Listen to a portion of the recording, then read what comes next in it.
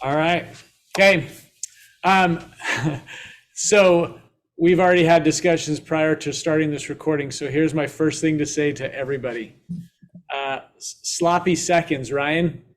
Yay or nay? When you've got so much to cover, sloppy seconds, yes or no? I don't think that means what you think it means. It means Leftovers. It means leftovers. You get done and you're like, we didn't get to all the stuff I wanted to talk about. And now you're like, okay, I'm going to do it. I'm going to reheat it for tomorrow. Yes or no? Depends on what you're trying to accomplish. Okay.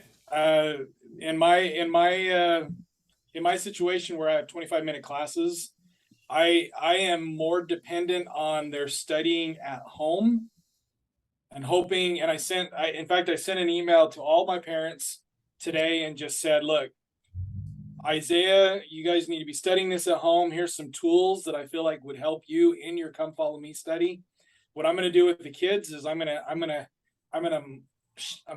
identify these tools. We're going to practice the tools, get good at using the tools, alternative translations, using a modern English, seeing the poetry in the verse sets, the parallel verses, helping them get good at the format of Isaiah before I get to the doctrine of it. And I think I've got some room.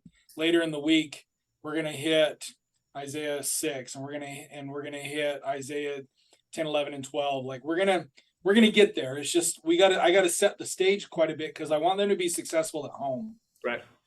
That's the big thing for me. I know I'm not going to cover everything, but I want them to have the tools so that it's not just I'm going to spoon feed them and drag them through the mire of Isaiah, but that they can be excited about being able to discover and learn for themselves. And then just for context for the video, this is being recorded during the 1 through 12 week. So this is still kind of fresh on our minds. Yeah.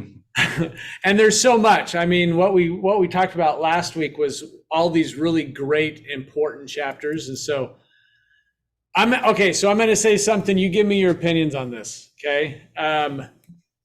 So oftentimes in my experience, leftovers when it comes to a lesson and a discussion and points of doctrine, leftovers were kind of hard to reheat because the relevancy of the moment was gone, unless it was doctrinal mastery. And it seemed like doctrinal mastery was always something that we could go at a second time. Would you guys agree, disagree? Well, Dr. Mastery, it's designed to be kind of its own course, its own meal. Right. But what if the discussion should continue because what's being discussed is pretty relevant and you ran out of time? You reheat it for tomorrow? Mason, what do you think? I think if you're gonna do that, anytime that you first of all, I think our lessons should bleed into each other. So I think we should come into class having had a relevant discussion yesterday that sets us up for a relevant discussion today. I think that's how the scriptures are written. They're not written in scripture blocks, right? They flow into each other. So if we're teaching them well, it's going to naturally do that. But the way I heard your question initially is, so this video is about going into week 2 of Isaiah. Week 1 of Isaiah has a ton of stuff that really sets up big picture how to understand Isaiah as a whole. I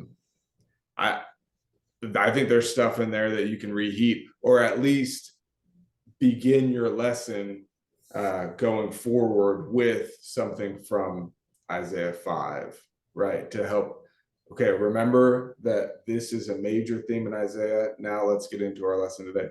I think one thing I would reheat if you didn't feel like you really had enough time to get at it is Isaiah 6. I think it's such a poignant encounter with the Lord that teaches of, Isaiah's view of himself when he first encounters the Lord is, I'm not worthy to be here. And yet the Lord has brought him and called him. And then he has this transformative experience with the atonement of Jesus Christ. And then afterward, he feels completely different about his ability to serve. And it's in the temple, and there's just You can do Day of Atonement stuff if you want to get into that. I mean, so I think that's a really, really important and personal and relatable chapter. It's also kind of weird, so it can like get the kids' Captures attention. attention. Yeah. Yeah,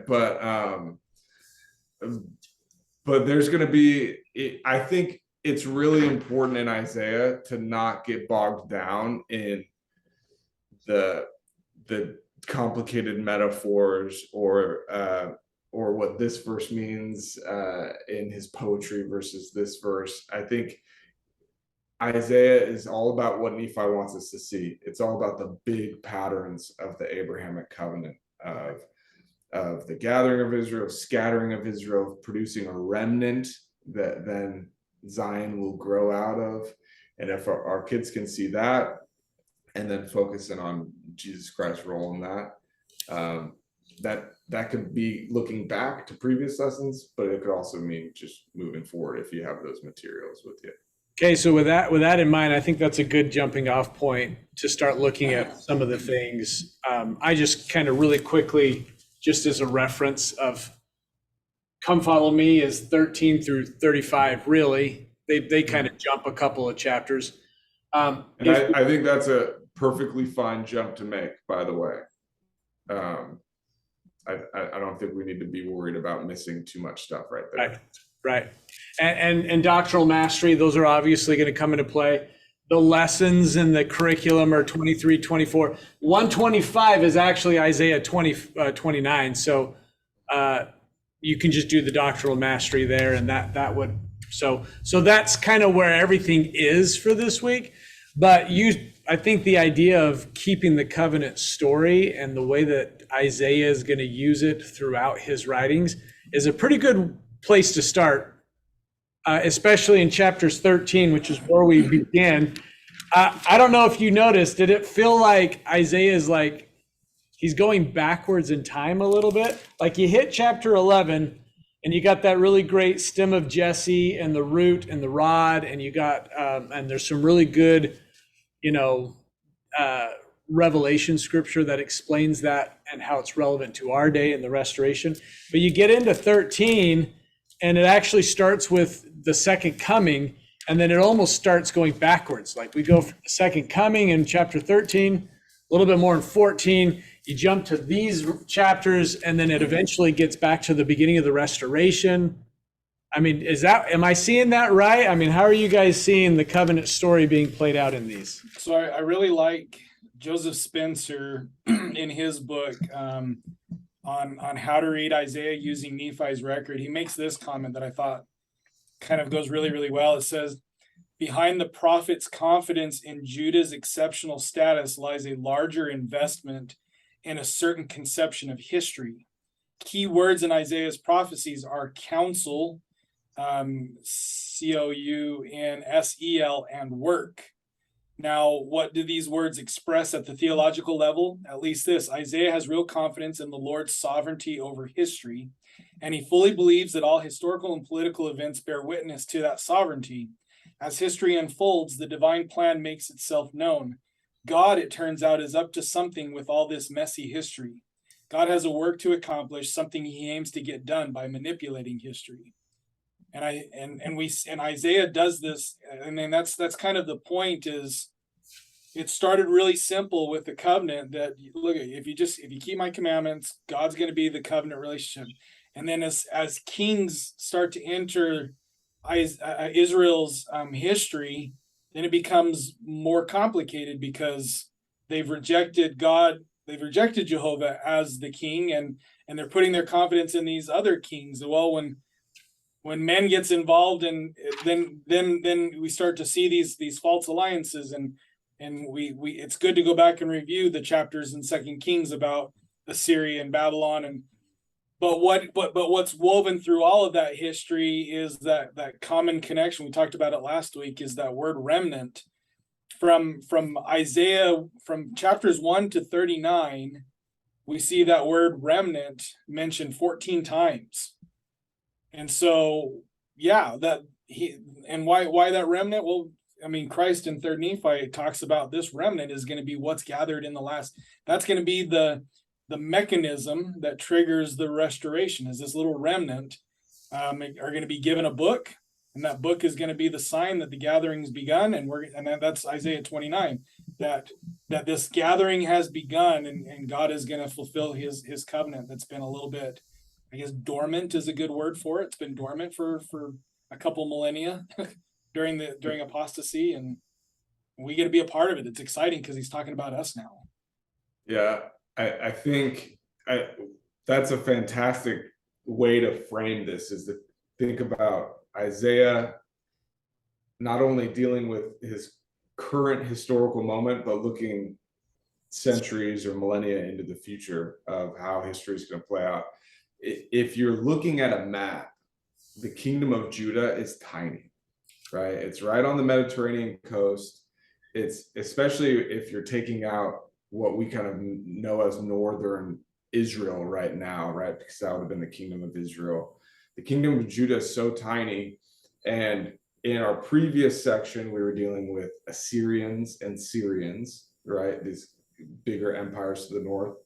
And now starting off in chapter 13, we have this address to Babylon, which at that point in Isaiah's day wasn't actually the big bad wolf in the area. That was the Assyrians, but would soon become the big bad wolf in the area. And so you have these empires that rise and fall and rise and fall.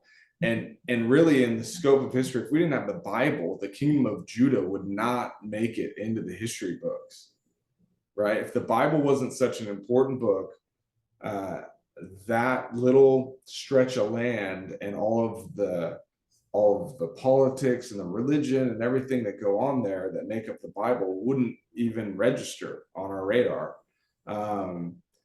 And so for Isaiah to say, you know what, the kingdom of Judah is exceptional, and that this is where a remnant's going to come out. This is where a righteous branch is going to come out. This is where the Messiah is going to come out of.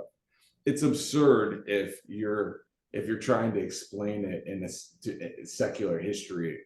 It's a little bit like Paul going around the Mediterranean and saying the king of the world was just crucified, and that's actually evidence of his kingship, is that he was crucified. That's absurd to people, yeah. Right? But it's in these rise and falls of major political upheavals that the Lord is actually still bringing his covenant people through and putting them in a position to have a big impact on the world. And that's what starts off these really first 10 chapters, 11 chapters of this section, is these oracles to all the nations. This is what's going to happen to Babylon. This is what's going to happen over here. This is what's going to happen on the Isles of the Sea.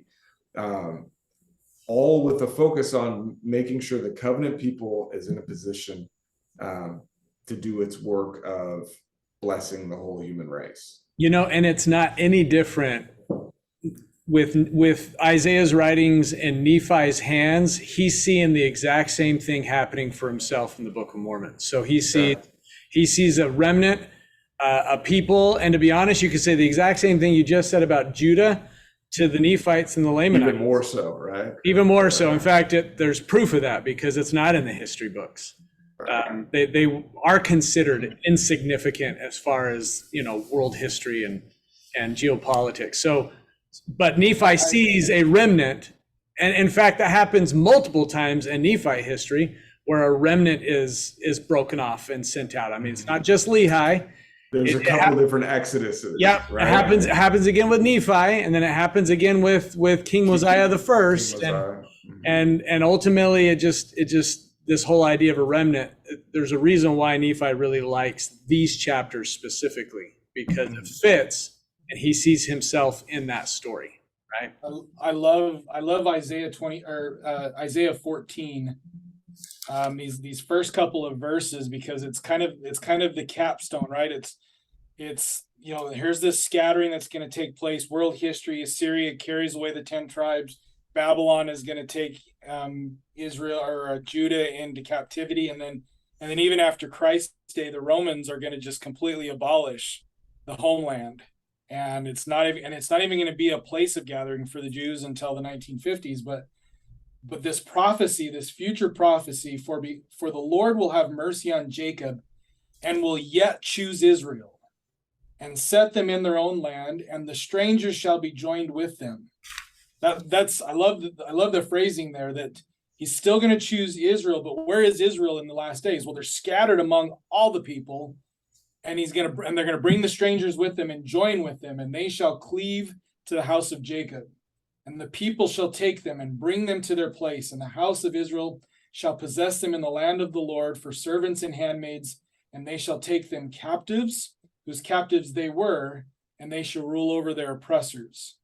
And it shall come to pass in that day that the Lord shall give thee rest for thy sorrow and from thy fear and from thy hard bondage wherein thou was made to serve.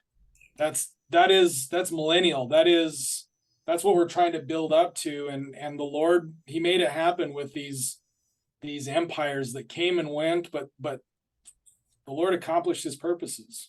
Yeah. Well, not to make this video too long, otherwise this will turn into a follow him 2-hour podcast, right? You want a part two? But Part two. But just I think chapter 24 it was one of these aha moments for me. Chapter 24, the first part of it, almost feels like it is the warning that's given in Malachi, and what Moroni gives Joseph Smith when he comes and visits him, when he utters that prophecy. That those first 5 verses in 24 actually says the exact same thing, where he talks about the Lord empties the earth and makes it a waste, and he scatters the inhabitants, and he says that it's gonna be utterly emptied and utterly spoiled. Like, it's literally talking about the curse that's gonna be, would be pronounced in Malachi and in Joseph Smith history. And it says in verse 5, the reason why, he says, the earth is defiled under the inhabitants thereof, because they have transgressed the laws, they have changed the ordinance, and they've broken the everlasting covenant.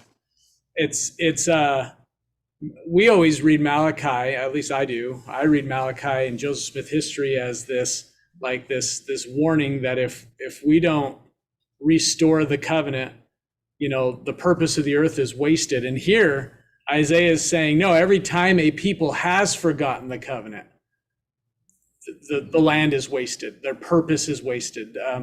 In this case, physically, it's emptied, and Israel is laid waste because they have forgotten the covenant. And it's not until they remember the covenant is when it's promised to flourish again, and the Abrahamic covenant promises are then renewed. So I think, so I think that's really good. I think if we're going to really be attentive to what Isaiah wants us to see, we have to take really seriously the idea of loss and the tragedy that he's describing here. When he uses this evocative language, like the stars are falling from the sky or the earth is utterly wasted, he's trying to describe a change in the way things are operating that is so dramatic that he has to reach for this metaphorical link. It's as if the moon was dark, right? It's as if, he won the election by a landslide. We do the same thing with our metaphors, right? It was so dramatic. Things changed. Yep. For Israel, it can't be overstated how impactful, or for the kingdom of Judah, it can't be overstated how impactful Babylonian captivity is, right? Yes, they come back, and yes, they rebuild the temple, but it's not ever the same. But they never quite come out of exile, right? They're never free people ever again. They're never free people, right? If you study the intertestamental periods, the Greeks will come through. They'll have their influence, right? There'll be a Hellenistic period there. The Romans will come through. They're always, even in their own land, they're kind of in exile, which is, when Jesus crosses the Jordan through baptism, right? He's bringing them out of exile. He's saying, let's do this again. When he gathers 12 apostles, he's saying, we're going to redo Israel. This is the remnant that he's gathering around him. But all of our students have just lived through and are living through major changes in the way our world works, right? And how that looks at the 10,000 foot view might feel like politics, but what does that look like in their lives? what was the disruption like in their lives? What are the kind of things that disrupt our students' lives to the point that they feel like they're like the world that they knew is utterly wasted, right? That's how divorce can feel, right? That's how loss of a loved one can feel. Yeah. That's how school being shut down for a time can feel. And so I wouldn't take the approach, if I'm trying to find relevancy in here for my students or help them to find relevancy, I wouldn't get too into the weird language. I wouldn't get too into tracing things throughout history. Do a little bit of that, right? Just give them a little bit of context, but try and help them see and empathize with what these people are going through. What would it feel like? What does it feel like when you feel like the earth is utterly wasted around you? So, and then where do you find hope here, and how is that hope being delivered according to Isaiah? Right. Yeah. And it's in and through the covenant, and it's through the Messiah. Yeah. Chapter 29 is that hopeful moment where things are crying out from the dust, which we always say is the Book of Mormon, but for Isaiah's people, it's literally all the people who died and were, laid in the dust, and now they're and it's speaking. Isaiah's writings, right? It's, all that stuff. All right, that's probably the time we have. It's another huge chapter, a block of chapters. Kerry Muhlstein's like, you know what? I should probably. He's like, I apologize to the curriculum writers if they're hearing this, but he's like, I really wish that we could just spend more time on just 5 chapters instead of having a week of 12 or anything like that. So it's the task that we have. Don't get caught up in the details, right? Don't get too bogged down. Show them the big picture, and then go right into their lives and helping them to find Jesus, right? Don't let Isaiah intimidate you. Okay.